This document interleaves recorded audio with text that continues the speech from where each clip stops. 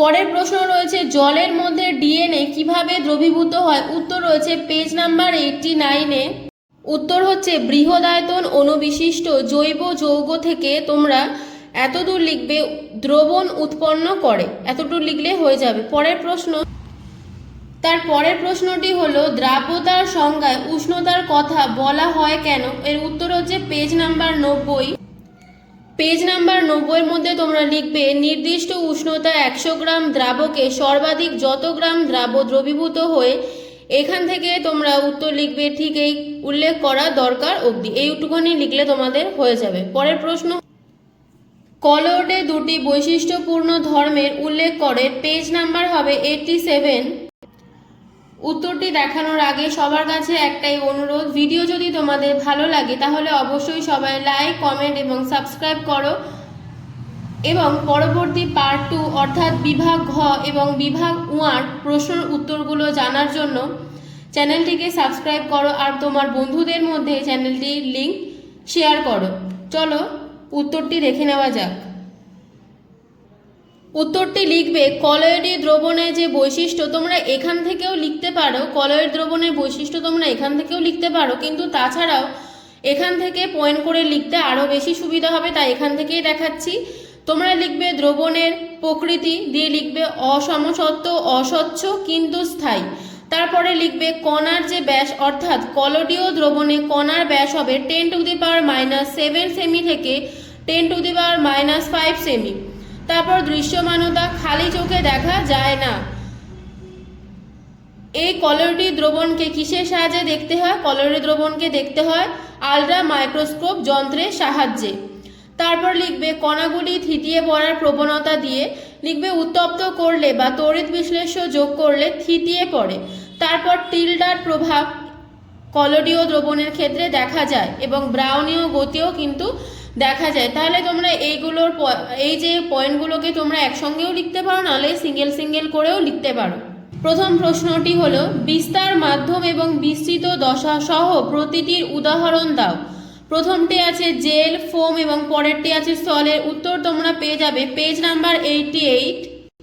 Page number 88 এর মধ্যে আমাদের বলেছিল কি করতে, বলেছিল যে জেল, ফোম এবং জেল করতে বলেছিল, ফোম করতে বলেছিল এবং স্থল করতে বলে। তাহলে এখানে বিস্তার, মাধ্যম এবং বিস্তৃত দশা তোমরা দেখতে পাচ্ছ লেখা আছে এবং এদের যে সাধারণ নাম সেগুলো কিন্তু তোমাদেরকে পড়তে হবে, তার সাথে সাথে উদাহরণও কিন্তু পড়তে হবে। প্রচুর শর্ট কোশ্চেন এখান থেকে আসে।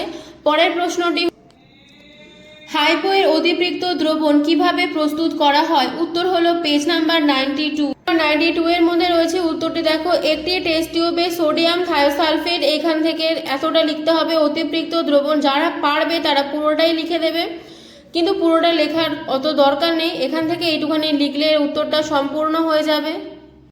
পরের প্রশ্ন হলো 3, পদার্থের দ্রাব্যতা কোন কোন বিষয়ের উপর নির্ভরশীল।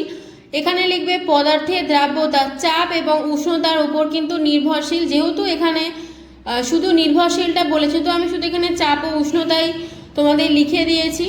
তারপর রয়েছে 30 ডিগ্রি তাপমাত্রায় KNO3 এর দ্রাব্যতা 85, কথাটির অর্থ কি। এখানে আমি লিখেছি দেখো উত্তরটা, 30 ডিগ্রি সেন্টিগ্রেড উষ্ণতায় 100 গ্রাম জলে 85 গ্রাম KNO3 দ্রবীভূত। তাহলে এই উত্তরটা তোমরা এখান থেকে লিখে নেবে। পরের প্রশ্ন হচ্ছে 3টি অজলীয় দ্রাবকের ক্ষতিকর প্রভাব লেখো। পেজ নাম্বার 96-এ আছে। পেজ নাম্বার 96-এ দেখো মিথাইল অ্যালকোহল, ইথাইল অ্যালকোহল এবং অ্যাসিডন। মিথাইল অ্যালকোহল কি করে? অন্ধত্ব ঘটায়। ইথাইল অ্যালকোহল হচ্ছে স্মৃতিশক্তির হ্রাস ও রোগের লিভারের ক্রিয়াশীলতা ব্যাঘাত ঘটায় এবং ক্যান্সার সৃষ্টি করে। আর অ্যাসিডন কি করে? ডায়াবেটিস ও মধুমেহ রোগের প্রবণতা বৃদ্ধি করে। তাহলে এখান থেকে 3টে পয়েন্ট তোমরা লিখে নেবে। পরের আছে কতগুলি অঙ্ক, এখানে তোমাদের মোট 5টি অঙ্ক করতে দিয়েছে। তাহলে প্রথম অঙ্কটি শুরু করব। দেখো প্রশ্নটি হলো 60 ডিগ্রি সেন্টিগ্রেড উষ্ণতায় 90 গ্রাম KNO3 100 গ্রাম জলে দ্রবীভূত হলে সম্পৃক্ত দ্রবণ উৎপন্ন হয়। ওই উষ্ণতায় KNO3 এর জলের দ্রাব্যতা কত? তাহলে এর জন্য আমাদের একটা ফর্মুলা জানতে হবে, সেটি হলো, দেখো আমরা এখানে প্রথম প্রশ্নটা সলভ করেছি, দ্রবণে সর্বাধিক দ্রবীভূত দ্রাবের ভর বাই দ্রবণে দ্রাবকের ভর। ইন্টু 100। তাহলে আমরা এখানে জানি দ্রাবক কোনটা, দ্রাবক হচ্ছে যেটা বেশি পরিমাণে থাকে এবং দ্রাবকই যেটা কম পরিমাণে থাকে। তাহলে আমরা অঙ্কতে বলে দিয়েছিল যে এই 90টা কম এবং 100টা বেশি, দেখো এখানে লিখেছি। দেখো অঙ্কতে বলেছিল 90 গ্রাম KNO3, তাহলে 90 গ্রাম যদি KNO3 হয় তাহলে এটা কম, তাহলে এটা দ্রাবক। আর 100 গ্রাম জলে দ্রবীভূত, তাহলে এটা কি হবে, দ্রাবক হবে। তাহলে এই 90টা আমরা কোথায় লিখেছি, এই উপরে লিখেছি, আর 100টাকে নিচে লিখেছি, ইন্টু 100 কাটাকাটি করেছি, এখানে উত্তর হবে 90। তাহলে ওই উষ্ণতায় KNO3 এর জলে দ্রাব্যতা কত হবে, 90 হবে। পরের প্রশ্ন হচ্ছে 10 লিটার NaOH দ্রবণে 60 গ্রাম NaOH দ্রবীভূত আছে, দ্রবণটির জি পয়েন্ট অর্থাৎ গ্রাম লিটার এককে গাঢ়ত্ব নির্ণয় করো। তাহলে উত্তরটা হবে, দেখো উত্তর হবে দ্রবণের গাঢ়ত্ব, এই সূত্রটাও কিন্তু এই ফর্মুলাটা তোমাদের বইয়ের মধ্যে দেওয়া আছে। NaOH এর ভর বাই দ্রবণের আয়তন কি লিখবে, 60/10। তাহলে উত্তর কত হবে, কাটাকাটি করলে 6 হবে এর উত্তর। পরের যে প্রশ্নটি সেটি হলো 6.25 সোডিয়াম ক্লোরাইডকে জলে দ্রবীভূত করে দ্রবণের আয়তন সঠিকভাবে 125 সেন্টিমিটার কিউব করা হলো, ওই দ্রবণের শতকরা মাত্রা মাত্রা নির্ণয় করো। উত্তর হলো 125 সেন্টিমিটার কিউব দ্রবণে দ্রবীভূত NaCl এর পরিমাণ 6.25 গ্রাম। তাহলে একে কত হবে, 6.25/125, তাহলে 100তে কত হবে, 6.25/125 ইন্টু 100। তাহলে এই যে পয়েন্টটাকে আমরা তুলে দিয়েছি, তুলে দেওয়ার জন্য আমরা কি করব, এটা যেহেতু লব আছে এই কারণে হরে পয়েন্টের জন্য একটা 1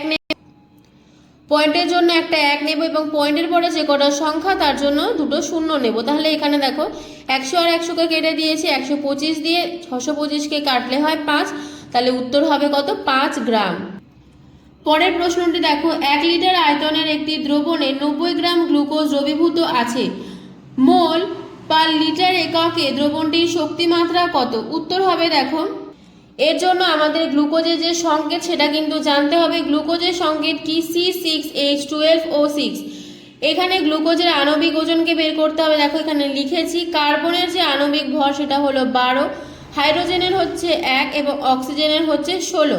তাহলে আমরা এখানে কি করব, সি যেহেতু 6 দিয়েছে তাহলে 12 ইন্টু 6 হবে 72, 1 ইন্টু 12 হবে 12 এবং 16 ইন্টু 6 হবে 96। তাহলে উত্তর কত হয়ে যাবে, 180। তাহলে গ্লুকোজের এখানে মোট যে আণবিক ওজন হবে 180। তাহলে 180 গ্রাম গ্লুকোজ সমান সমান 1 মোল গ্লুকোজ।